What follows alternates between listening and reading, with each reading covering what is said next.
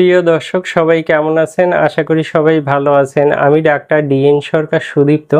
আজকে আপনাদের সামনে একটি গুরুত্বপূর্ণ প্রাকৃতিক খাবার নিয়ে কথা বলবো, সেটি হচ্ছে মেথি। আপনারা কম বেশি সবাই মেথি নাম শুনে থাকবেন। এই মেথি কিন্তু পুরুষের শুক্রাণু লেভেল ডাউন হলে এই মেথি কিন্তু ব্যবহার করা হয় এবং মেথি কিন্তু নিয়মিত খেলে পুরুষের শুক্রাণুর উৎপাদন বাড়ে।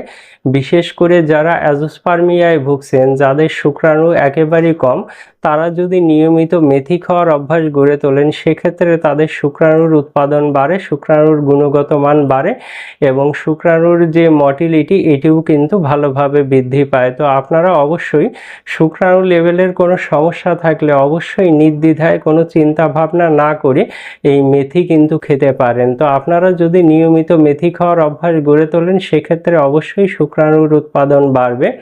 আর মেথি খাওয়ার নিয়মটি কিন্তু অত্যন্ত সোজা। আপনারা ফ্রেশ মেথি কিনে এটি কিন্তু পাউডার করে নেবেন এবং 1 গ্লাস গরম দুধ দিবেন। সেখানে কিন্তু 1 চা চামচ পরিমাণ মেথি মিশিয়ে রোজ রাতে শোবার আগে আপনারা যদি সেবন করেন, সেক্ষেত্রে অবশ্যই আপনারা শুক্রাণু লেভেলকে অধিক বাড়াতে পারবেন বা শুক্রাণুর সংখ্যাকে আপনারা অধিক বাড়াতে পারবেন। তো দর্শক, আর দেরি না করে অবশ্যই আজ থেকে মেথি খেতে শুরু করুন।